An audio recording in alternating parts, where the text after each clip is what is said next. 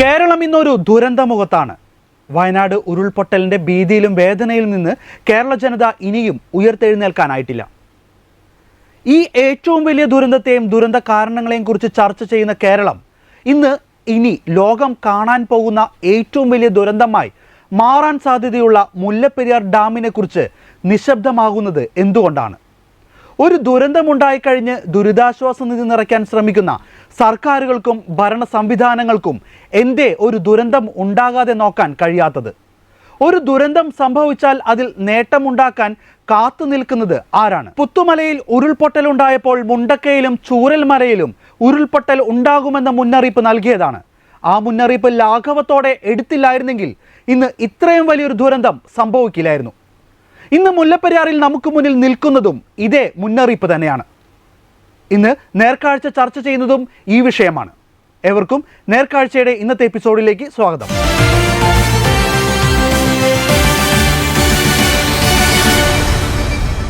ഇന്ന് നേർക്കാഴ്ചയിൽ നമ്മളോടൊപ്പം ചേരുന്നത് ഇടുക്കി രൂപതയുടെ മീഡിയ കമ്മീഷൻ ഡയറക്ടറായ ഫാദർ ജിൻസ് കാരക്കാട്ടച്ചനാണ്. അച്ഛാ, സ്വാഗതം.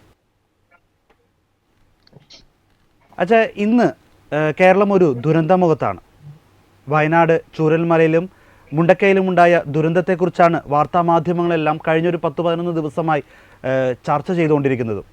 ദുരന്തമുണ്ടായപ്പോൾ ദുരന്തത്തെക്കുറിച്ചും ദുരന്ത കാരണങ്ങളെക്കുറിച്ചും അങ്ങനെ ചെയ്തിരുന്നെങ്കിൽ ഇത്രയും വലിയൊരു ദുരന്തം സംഭവിക്കില്ലായിരുന്നുവെന്നെല്ലാം വാതോരാതെ മാധ്യമങ്ങളിലുമെല്ലാം നമ്മളെല്ലാം ചർച്ചകൾ കേൾക്കുന്നു, ആളുകളെല്ലാം പറയുന്നുണ്ട്.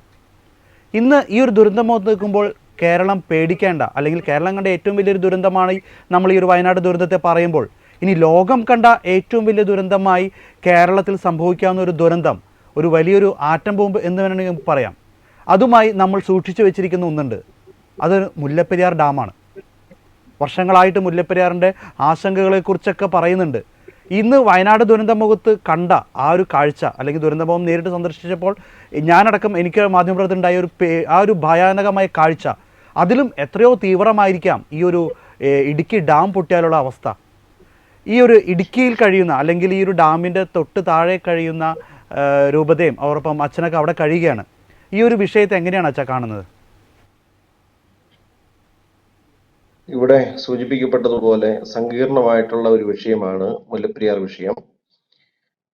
എല്ലാ മഴക്കാലമൊക്കെ ആകുമ്പോഴേക്കും ഉയർന്നു വരുന്ന ചർച്ചയാകുന്ന ഒരു പ്രതിഭാസമാണ് മുല്ലപ്പെരിയാർ ആശങ്ക എന്നുള്ളത് നമുക്കറിയാം. സൂചിപ്പിക്കപ്പെട്ടതുപോലെ വലിയ ഒരു ഇതിലേക്കുള്ള സൂചനയാണ് നൽകുന്നത് എങ്കിലും അത്തരത്തിലുള്ള ഒന്നും സംഭവിക്കാതിരിക്കട്ടെ എന്നുള്ളതാണ് നമ്മുടെ പ്രാർത്ഥനയും നമ്മളുടെ പ്രതീക്ഷയും. എങ്കിലും അങ്ങനെ ഒരു ആശങ്കകൾക്ക് മുമ്പിൽ നിൽക്കുമ്പോൾ നമ്മൾ അതിനുശേഷം ഇതൊരു വലിയ ദുരന്തമായി പോയി, കഷ്ടമായി പോയി എന്ന് പറയുന്നതിനപ്പുറം അങ്ങനെ ഒരു സാധ്യത ഉണ്ടാകാതിരിക്കാൻ വേണ്ടിയിട്ടുള്ള വഴികൾ കണ്ടെത്തുകയല്ലേ ചെയ്യേണ്ടത്? അത് ചെയ്യണമെന്നാണ് ഉത്തരവാദിത്തപ്പെട്ട ആളുകളോട് ഞങ്ങൾക്ക് പറയാനായിട്ടുള്ളത്. ഇത് പറയുമ്പോഴും ഒരു കാര്യം ഞങ്ങൾ വ്യക്തമാക്കുന്നു. ഇവിടെ താമസിക്കുന്ന ആളുകൾ, ഹൈറേഞ്ചിൽ താമസിക്കുന്ന ആളുകൾ ഗണ്യമായി ഇതിൻ്റെ അകത്ത് അപകടം വന്നാൽ ഇരയാകാനായിട്ടുള്ള സാധ്യതകളുണ്ട്. എങ്കിലും ഇത് ഹൈറേഞ്ചിനെ മാത്രം ബാധിക്കുന്ന വിഷയമല്ല, കേരളം മുഴുവൻ ബാധിക്കുന്ന ഒരു വലിയ സങ്കീർണമായിട്ടുള്ള വിഷയമാണ്. 2 സംസ്ഥാനങ്ങളുമായിട്ടുള്ള പ്രതിസന്ധികളാണ് ഇതിൻ്റെ അകത്ത് കിടക്കുന്നത് നമുക്കറിയാം. അതുകൊണ്ട് ഉത്തരവാദിത്തപ്പെട്ട ആളുകൾ എന്ന് വെച്ചാൽ ഈ 3 ഗവൺമെന്റുകൾ, കേന്ദ്ര ഗവൺമെന്റും കേരള, തമിഴ്നാട് സംസ്ഥാന ഗവൺമെന്റുകളും വളരെ കാര്യമാത്ര പ്രസക്തമായിട്ട് ഇതിനെ മനസ്സിലാക്കുകയും ഇതിന് ശാശ്വതമായ പരിഹാരം ഉണ്ടാകുകയും ചെയ്യാൻ വേണ്ടി ശ്രമിക്കണം എന്നുള്ളതാണ് ആമുഖത്തിൽ ഓർമ്മപ്പെടുത്താനായിട്ടുള്ളത്. ഇതെങ്ങനെയാണ് ഈ ആശങ്ക ഉണ്ടായത് എന്ന് ചോദിച്ചാൽ, ഇവിടെയുള്ള ആളുകൾക്ക് പൊടുന്നനെ ഉണ്ടായ ഒരു സംശയത്തിന്റെ പുറത്ത് ഉണ്ടായ ആശങ്കകളല്ല. ഇവിടെയുള്ള ആളുകൾ ആരെയോ തെറ്റിദ്ധരിപ്പിച്ചതാണെന്നും വിചാരിക്കരുത്, അങ്ങനെയൊന്നുമല്ല. ഉത്തരവാദിത്തപ്പെട്ട സമിതികൾ, UN ഉൾപ്പെടെയുള്ള ഉത്തരവാദിത്തപ്പെട്ട സമിതികൾ, ആ സമിതികൾ നടത്തിയിട്ടുള്ള പ്രസ്താവനകളുടെ ഫലമായിട്ടാണ് ഇത്തരത്തിലുള്ള ഒരു ആശങ്ക ഉണ്ട് എന്ന് നമ്മൾ വിളിച്ചു പറയുന്നത്, അതിന് പരിഹാരം കാണണം എന്ന് പറയുന്നു. ഏറ്റവും ഒടുവിൽ ന്യൂയോർക്ക് ടൈംസിന്റെ റിപ്പോർട്ടാണ് വന്നത്. ലോകത്തെ ഏറ്റവും അപകടകരമായിട്ടുള്ള ഇനിയുള്ള അപകടം ഉണ്ടാകാൻ സാധ്യതയുള്ള ഡാം മുല്ലപ്പെരിയാറാണ് എന്ന് പറയുന്നത് ഉത്തരവാദിത്വ ബോധമുള്ള ന്യൂയോർക്ക് ടൈംസ് പോലുള്ള ഒരു സംവിധാനമാണ്.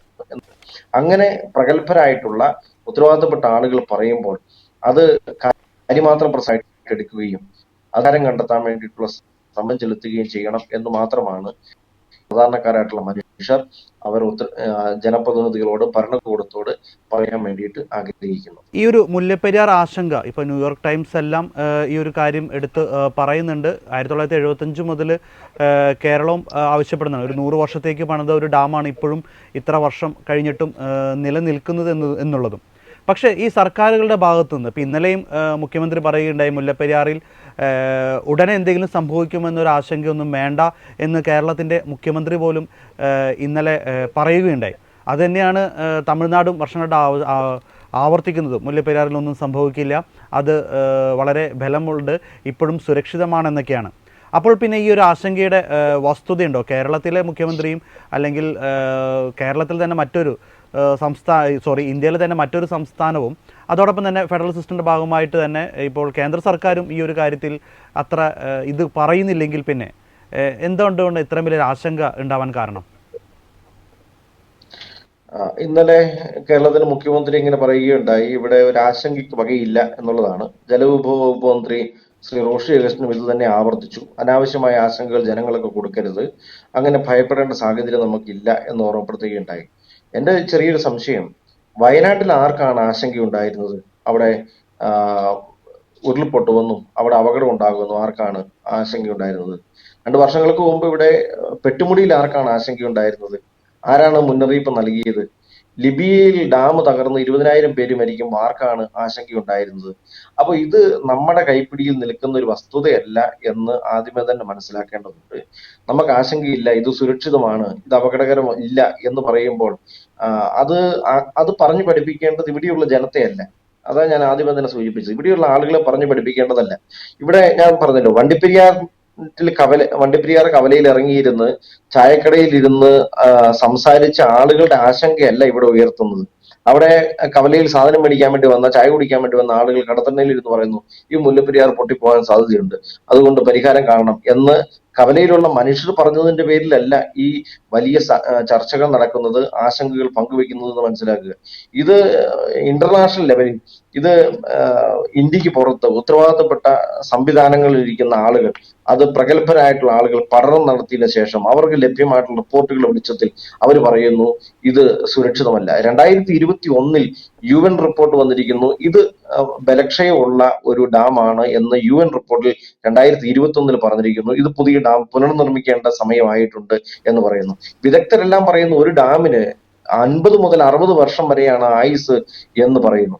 അങ്ങനെ ആയുസ് ഉണ്ടാകുകയുള്ളൂ എന്ന് പറയുന്നിടത്ത് ഈ 130 വർഷങ്ങൾ പിന്നിട്ട ഈ വയസ്സൻ ഡാമിന് അത് സുരക്ഷിതമാണ് എന്ന് പറയുന്നതിനകത്ത് എന്ത് ലോജിക്കാണുള്ളത്? എന്തിന്റെ പിൻബലത്തിലാണ് ഇത് സുരക്ഷിതമാണ് എന്ന് പറയുന്നത്? അങ്ങനെയെങ്കിൽ ഈ ഗവൺമെന്റ് ധരിപ്പിക്കേണ്ടത് UN പോലെയുള്ള, ഈ ന്യൂയോർക്ക് ടൈംസ് പോലെയുള്ള ഈ ഏജൻസികളെ എത്രയും പെട്ടെന്ന് ധരിപ്പിക്കണം ഇതിങ്ങനെ സുരക്ഷിതമാണ്. എന്നിട്ട് അവര് പറയട്ടെ ഇത് സുരക്ഷിതമാണെന്ന് പറയട്ടെ. അവരാണല്ലോ ആളുകളുടെ മുമ്പിൽ ഇങ്ങനെ ഒരു വിഷയം ഉണ്ടാക്കി തന്നത്. ഇത് സുരക്ഷിതമല്ല, ഇത് പുനർനിർമ്മിക്കേണ്ട കാലമായി, ഇത് കാലപ്പഴക്കം വന്നിരിക്കുന്നു, ഇത് അപകടകരമാണ്, 35 ലക്ഷം മനുഷ്യർ ഇതിന്റെ അപകടങ്ങൾ ഏറ്റുവാങ്ങും, അവർ മരണപ്പെടാനായിട്ടുള്ള സാധ്യതയുണ്ട് എന്ന് പറഞ്ഞത് ഈ നാട്ടിലെ ജനമല്ല. ഇത് ന്യൂയോർക്ക് ടൈംസ് പോലെ UN പോലെയുള്ള ഉത്തരവാദിത്തപ്പെട്ട സമിതികളാണ് എന്ന് നമ്മൾ തിരിച്ചറിയണം. അങ്ങനെയെങ്കിൽ ഗവൺമെന്റ് തിരുത്തേണ്ടത്, ആശങ്ക മാറ്റേണ്ടത് ജനത്തിന്റെ, ഇവിടെയുള്ള സാധാരണക്കാരെ ജനത്തോട് പറഞ്ഞല്ല, ഇത് ഉത്തരവാദിത്തപ്പെട്ട ഏജൻസികളോട് പറയുക, നിങ്ങൾ പറഞ്ഞത് തെറ്റിപ്പോയിട്ടുണ്ട്, അത് തിരുത്താൻ വേണ്ടി നിങ്ങൾ തയ്യാറാകണം എന്നല്ലേ പറയേണ്ടിയിരിക്കുന്നത്.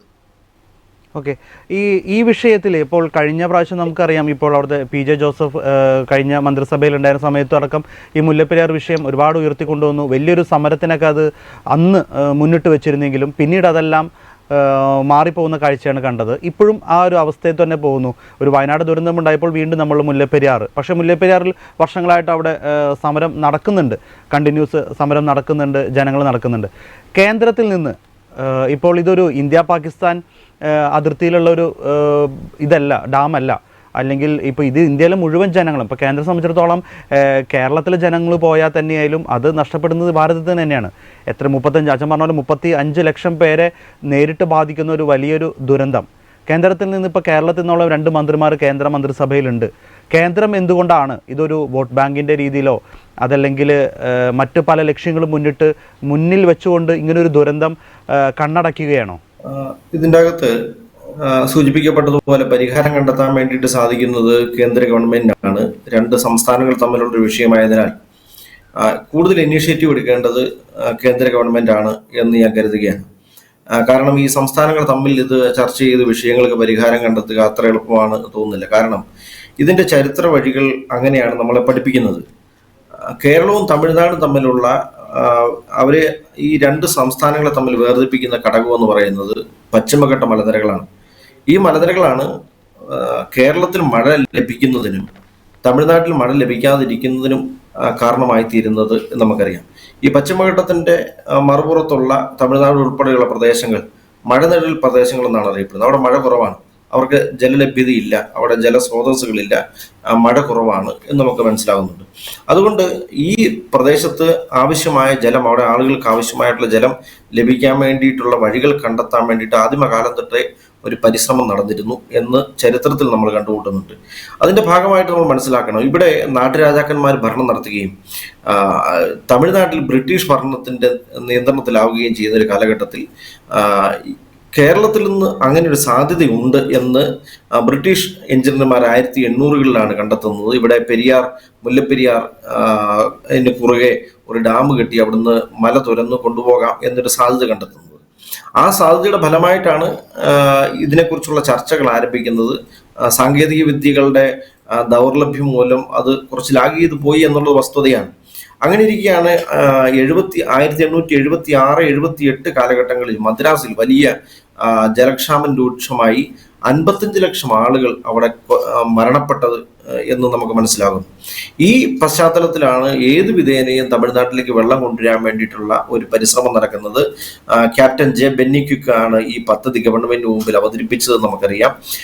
അതിന്റെ ഫലമായിട്ട് ഒരു കരാറിലേക്ക് എത്തുന്നു. കരാർ ഉണ്ടാകേണ്ട അനിവാര്യം എന്ന് പറയുന്നത് രണ്ടിടത്തും രണ്ട് ഗവൺമെന്റ് ആണ് എന്നുള്ളതാണ്. അതിന്റെ ഭാഗമായിട്ട് ഈ കരാർ 1886-ലാണ് മുല്ലപ്പെരിയാർ പാട്ടക്കരാർ നിലവിൽ വരുന്നത്. ആ പാട്ടക്കരാർ നിലവിൽ വരുമ്പോൾ തിരുവിതാംകൂർ രാജാവായിരുന്ന വിശാഖം തിരുനാൾ രാജാവ് ആദ്യമേ അതിനെ എതിർത്തു എന്നുള്ളത് നമുക്കറിയാം. ബ്രിട്ടീഷ് ഭരണകൂടത്തിന്റെ നിർബന്ധവും ഭീഷണിയും കൊണ്ടാണ് അദ്ദേഹം പിന്നീട് ഒപ്പിട്ടത്. ഒപ്പിടാൻ വേണ്ടി അദ്ദേഹം നിയമിച്ചത് അദ്ദേഹത്തിന്റെ ദിവാനായിരുന്ന വി രാമ അയ്യങ്കാറെയാണ് നിയമിച്ചത്. അദ്ദേഹമാണ് ഒപ്പിടാൻ വേണ്ടി പോയത്. പക്ഷെ ദൗർഭാഗ്യവശാൽ ഉണ്ടായ വിഷയം എന്താണ്? ഈ രാമ അയ്യങ്കാർ എന്ന് പറഞ്ഞ ദിവാൻ അദ്ദേഹം തമിഴ് ബ്രാഹ്മണനായിരുന്നു എന്നുള്ളതാണ്. അദ്ദേഹം ഈ ചർച്ചകളൊക്കെ നടക്കുമ്പോൾ ഒരു 50-50 പോളിസിയാണ് നമ്മൾ നടപ്പിലാക്കിയത്. തമിഴ്നാടിന് ആവശ്യമായിട്ടുള്ള ജലം നമ്മൾ കൊടുക്കുക, അത് അവർ ഉപയോഗിക്കുകയും അതിൽ നിന്ന് ലഭ്യമാകുന്ന ലാഭത്തിന്റെ പകുതി കേരളത്തിന് നൽകുകയും ചെയ്യുക എന്നുള്ളതായിരുന്നു അതിനകത്തുണ്ടായ ഒരു ധാരണ.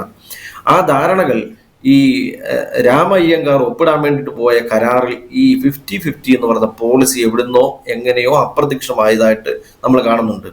അതിൻ്റെ അകത്ത് ഉണ്ടായൊരു ധാരണ എന്ന് പറയുന്നത് ഏക്കറിന് 5 രൂപ നിരക്ക് ഇവിടെ കേരള സർക്കാരിന് കൊടുത്തേക്കാം എന്നുള്ളതായിരുന്നു, ഗവൺമെന്റ് കൊടുത്തേക്കാം എന്നുള്ളതായിരുന്നു, തമിഴ്നാട് കൊടുത്തേക്കാം എന്നുള്ളതായിരുന്നു. ആ പോളിസിയുടെ മാത്രമായിട്ട് ഭാഗമായിട്ട് ഈ കരാർ മാറുകയും 99 വർഷത്തേക്കാണ് കരാർ. ചർച്ചകളെല്ലാം അങ്ങനെ തന്നെയാണ് നടന്നത്.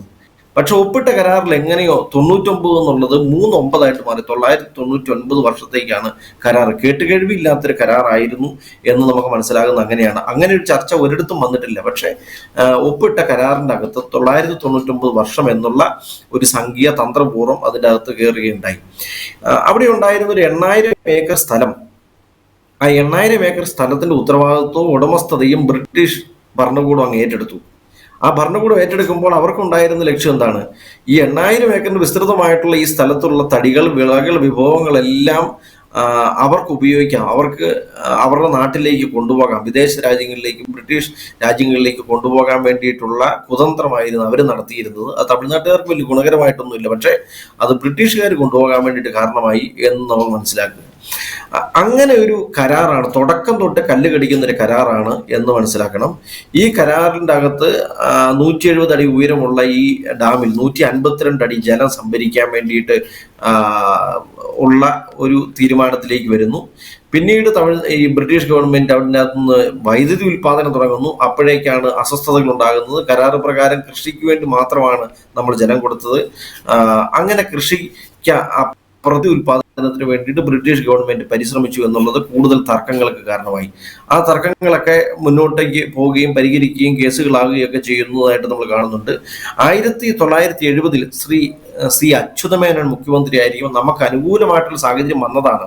ഈ കരാർ തിരുത്താൻ വേണ്ടിയിട്ടുള്ള അനുകൂലമായിട്ടുള്ള സാഹചര്യം നമുക്ക് വന്നതാണ്. പക്ഷെ ദൗർഭാഗ്യവശാൽ അദ്ദേഹം ഇത് പുതുക്കാൻ വേണ്ടിയിട്ടുള്ള നടപടിക്രമത്തിനിടയ്ക്ക് അദ്ദേഹം ഈ 5 രൂപ എന്നുള്ളത് 30 രൂപയാക്കി മാറ്റി. ആകെപ്പാടെ ചെയ്തത് 5 രൂപ എന്നുള്ളത് 30 രൂപയാക്കി മാറ്റി. പിന്നെ തമിഴ്നാട് ഗവൺമെന്റിന്, തമിഴ്നാട് ഭരണകൂടത്തിന് വൈദ്യുതി ഉൽപ്പാദിപ്പിക്കാൻ വേണ്ട പെർമിഷൻ നമ്മൾ നൽകുകയും ചെയ്തു.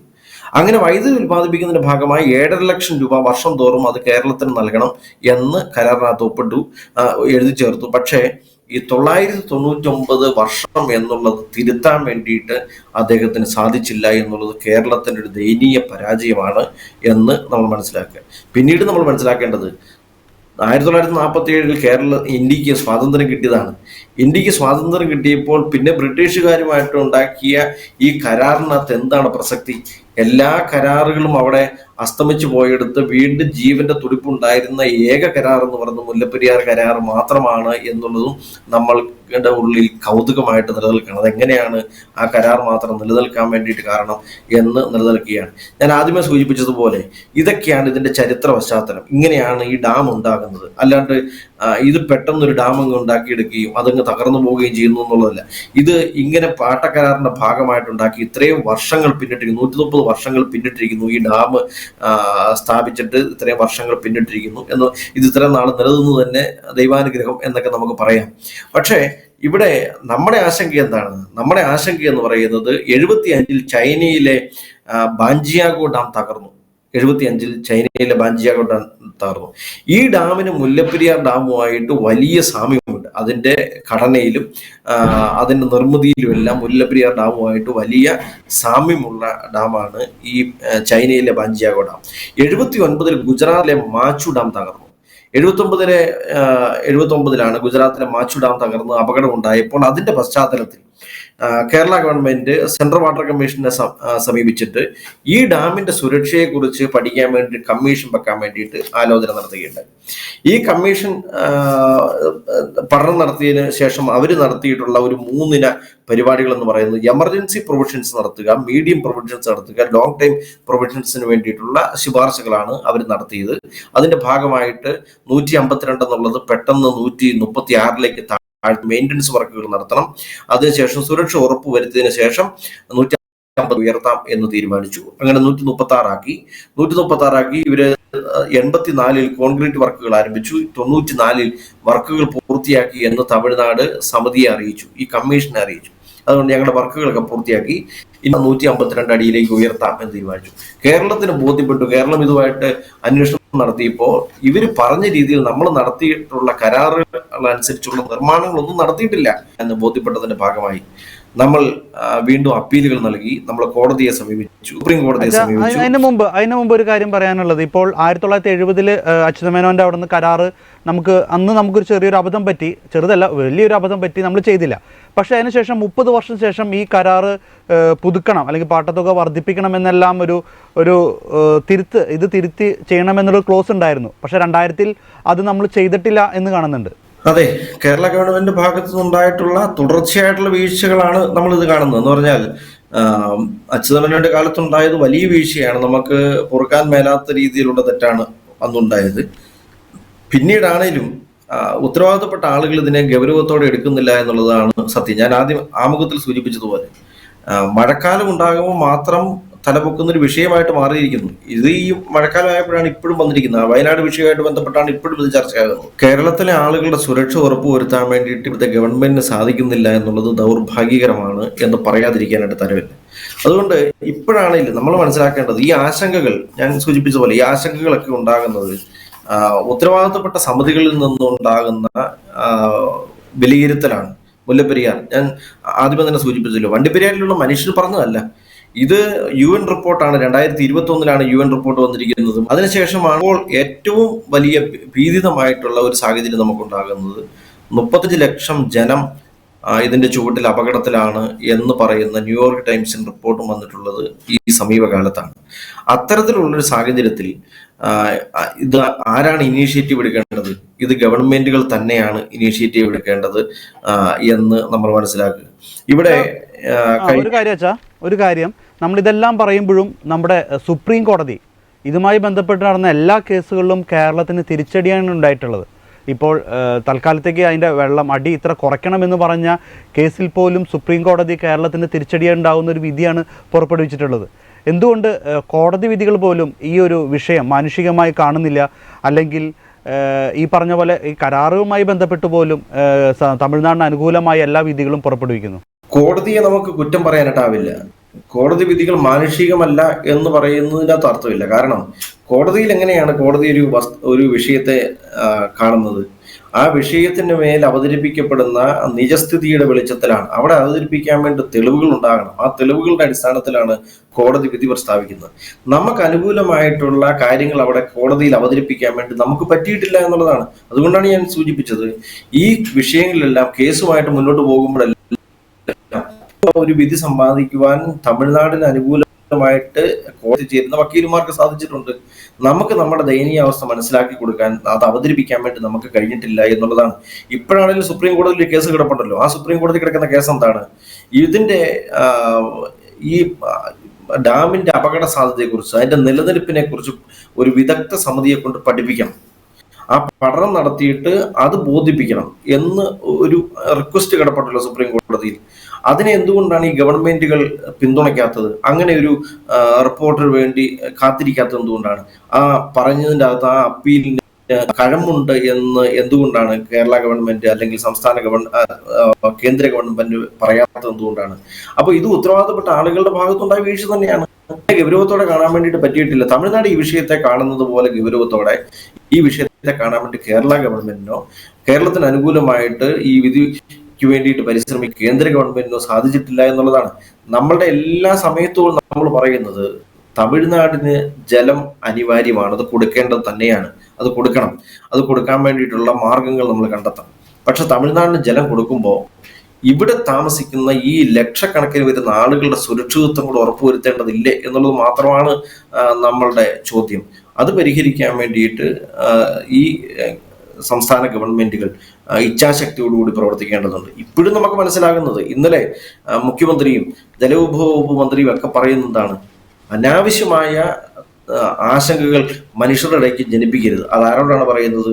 ഈ വിഷയവുമായിട്ട് മുന്നോട്ടിറങ്ങുന്ന ആളുകളോട് തന്നെയാണ് പറയുന്നത്. നിങ്ങൾ ജനങ്ങളെ ആശങ്കയിലേക്ക് തള്ളിവിടരുത്. ആശങ്കപ്പെടാൻ വേണ്ടിയിട്ടുള്ള സാധ്യതകളൊന്നും സാഹചര്യങ്ങളൊന്നും ഇവിടെ ഇല്ല.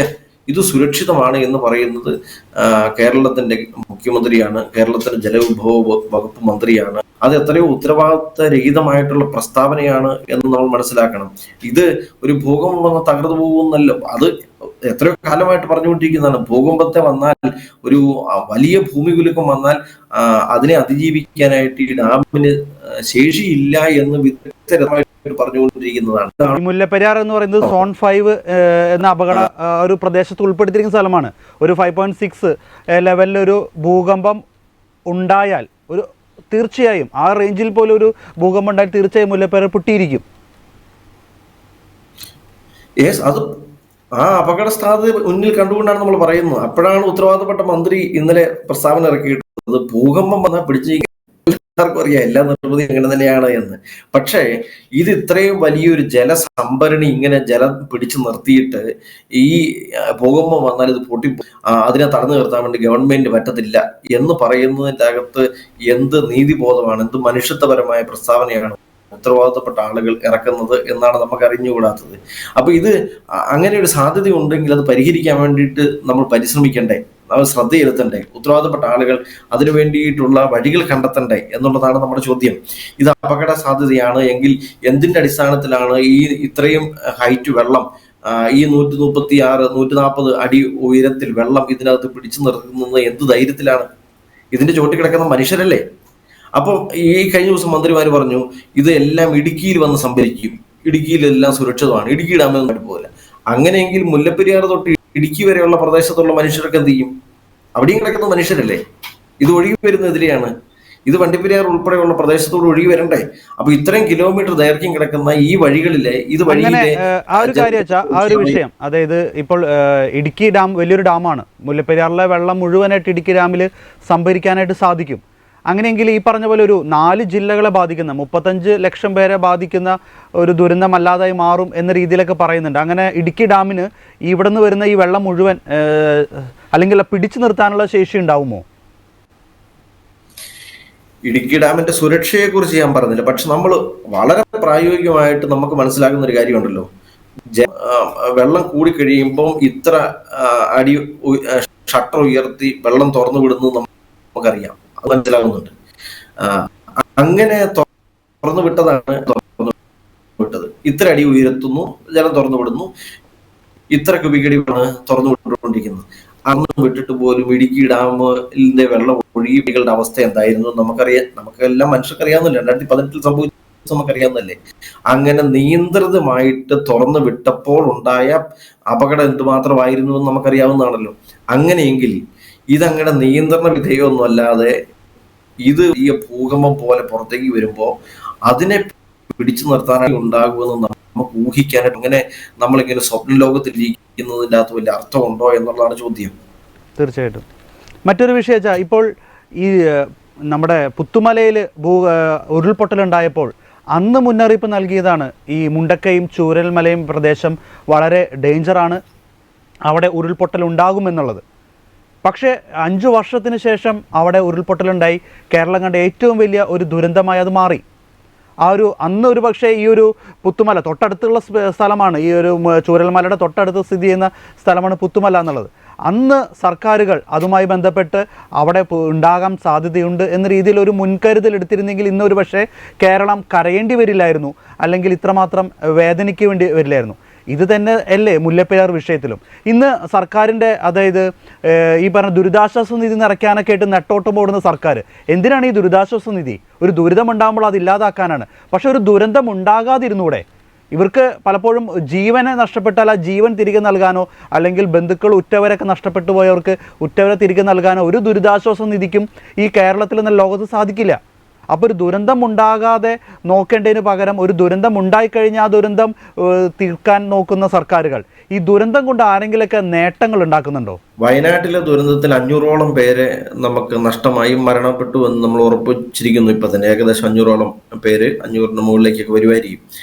ഈ മരണപ്പെട്ടു പോയ കാണാതായിട്ടുള്ള ആളുകൾക്ക് നമ്മൾ എന്ത് ആശ്വാസം കൊടുക്കും എന്നാണ് പറയുന്നത്. നമ്മളുടെ ഈ ദുരിതാശ്വാസം കൊണ്ട് എന്ത് ആശ്വാസമാണ് ലഭിക്കുക? ചില വീടുകളിലേക്ക് കൂട്ടത്തോടെ ആളുകൾ മരണപ്പെട്ടിട്ടുണ്ട്. ചിലരുടെ എല്ലാവരും ഉറ്റവരും ഉടയവരും എല്ലാം നഷ്ടപ്പെട്ടു പോയിട്ടുണ്ട്. ഒരായുസ് കൊണ്ട് നേടിയിട്ടുള്ള അവരുടെ വിഭവങ്ങൾ, അവരുടെ വീട്, അവരുടെ പുരയിടം, കൃഷി ഒക്കെ നശിച്ചു പോയിട്ടുണ്ട്. അവർക്ക് എന്ത് ആശ്വാസം കൊടുക്കാൻ വേണ്ടിയിട്ട് പറ്റുമെന്നുള്ളതാണ് നമ്മൾ ഈ പറയുന്നത്. ഒരാശ്വാസം ആർക്കും കൊടുക്കാൻ വേണ്ടി പറ്റില്ല. ഇനി ശേഷിക്കുന്ന ആളുകളെ ജീവിക്കാൻ സഹായിക്കുക എന്ന് മാത്രമാണ് നമുക്ക് ജീവൻ. ഒരാശ്വാസം എന്ന് നമുക്ക് പറയാനായിട്ട് പറ്റുമോ? അതൊരു ആശ്വാസം എന്ന് പറയാൻ വേണ്ടി പറ്റില്ല. ഇവിടെ ഈ സമീപകാലത്ത് നടക്കുന്ന ദുരന്തങ്ങൾ അത് പൊടുന്നനെ നടക്കുന്ന ദുരന്തങ്ങളല്ല. ചില ഓർമ്മപ്പെടുത്തലുകളൊക്കെ അതിന് മുമ്പിൽ നടന്നിട്ടുണ്ട്. ആ ഓർമ്മപ്പെടുത്തലുകളെ ഒന്നും പ്രസക്തമായിട്ട് നമ്മൾ എടുത്തിട്ടില്ല എന്നുള്ളതാണ് സത്യം. അങ്ങനെ കാര്യമാത്ര പ്രസക്തമായിട്ട് എടുക്കാതെ വരികയും തൽഫലമായിട്ട് ദുരന്തങ്ങൾ ഉണ്ടാകുകയും ഒക്കെ ചെയ്യുമ്പോൾ നമ്മൾ ആരെയും കുറ്റപ്പെടുത്താൻ വേണ്ടിയിട്ടില്ല. പക്ഷെ ഒരു കാര്യം സത്യമാണ്, ഗവൺമെന്റ് ഉത്തരവാദിത്തപ്പെട്ട ആളുകളുടെ ഭാഗത്തുണ്ടാകുന്ന വീഴ്ചകൾ, ഇത് മുന്നറിയിപ്പ് ലഭിച്ചിട്ടുണ്ട്. മുല്ലപ്പെരിയാറിനെ കുറിച്ച് എത്രയോ നാളുകളായിട്ട് നടത്തുന്ന സംസാരങ്ങളാണ്. ആ സംസാരങ്ങളുടെ മേൽ നമ്മൾ എന്ത് നടപടിയാണ് എടുത്തിട്ടുള്ളത്? നമ്മൾ കേരളം ചെയ്യാൻ പറ്റുന്നതല്ല എന്നാണ് ഇപ്പോൾ ഉയർത്തുന്ന വാദം. കേരളം എന്താണ് ചെയ്തത്? കേരളം ഇങ്ങനെ അഭിപ്രായം പറയുകയാണോ, അല്ലെങ്കിൽ കേസ് കൊടുത്ത് പോവുകയാണ് ചെയ്യേണ്ടത്? ഒരു സമ്മർദ്ദ ശക്തിയായിട്ട് നിൽക്കേണ്ടത്, ഈ പ്രശ്നത്തിന് ശാശ്വതമായി പരിഹാരം കണ്ടെത്താൻ വേണ്ടി ഇച്ഛാശക്തിയോടുകൂടി പ്രവർത്തിക്കേണ്ട ഗവൺമെന്റായിട്ട് നമ്മുടെ എല്ലാ ഗവൺമെന്റുകളും മാറേണ്ടതില്ല. ഇതിപ്പോൾ ഭരിക്കുന്ന ഗവൺമെന്റ് മാത്രമല്ല, നാൾക്ക് നാൾ ഭരിച്ചു വന്ന എല്ലാ ഗവൺമെന്റുകളും ഇതിനകത്ത് വളരെ സൈലന്റ് ആയിട്ട് മാറി എന്നുള്ളതാണ്. ആ സൈലന്റ് ആയിട്ട് മാറിയതിന് കാരണം നമുക്ക് അറിഞ്ഞുകൂടാ. എന്തുകൊണ്ടാണ് ഇവരിങ്ങനെ സൈലന്റ് ആയിട്ട് മാറുന്നത്? ഇന്നലെ ഈ 2 ദിവസം മുമ്പ് തമിഴ്നാട്ടിലെ ഒരു കർഷക സംഘടനയുടെ നേതാവ് പറയുകയുണ്ടായി. അവർ പറഞ്ഞു, വയനാട്ടിൽ ദുരന്തം 5 കോടി രൂപ തന്നതാണ്, അതുകൊണ്ട് തമിഴ്നാടിന് നിങ്ങളോട് വലിയ വൈരാഗ്യമൊന്നുമില്ല, തമിഴ്നാടിനെ ആ രീതിയിൽ നിങ്ങൾ ശത്രുപക്ഷത്ത് കാണരുത്.